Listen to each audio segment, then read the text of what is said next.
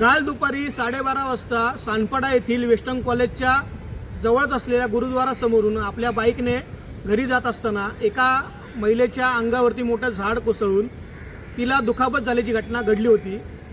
या घटनेनंतर आता नवी मुंबई महानगरपालिकेच्या उद्यान विभागाच्या कारभाराविषयी प्रश्नचिन्ह निर्माण होत आहेत।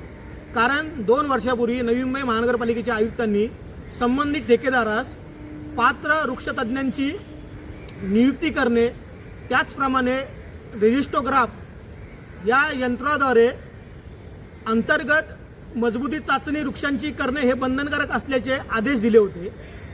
मात्र खरंच रेजिस्टोग्राफचा प्रत्यक्ष वापर संबंधित ठेकेदाराने केला होता का? त्याचप्रमाणे पात्र वृक्षतज्ञांची नियुक्ती केली होती का? तसेच संबंधित ठेकेदाराने आणि उद्यान विभागातील अधिकाऱ्याने आपली जबाबदारी व्यवस्थित पार पाडली होती का? असे अनेक प्रश्न उपस्थित होत आहेत।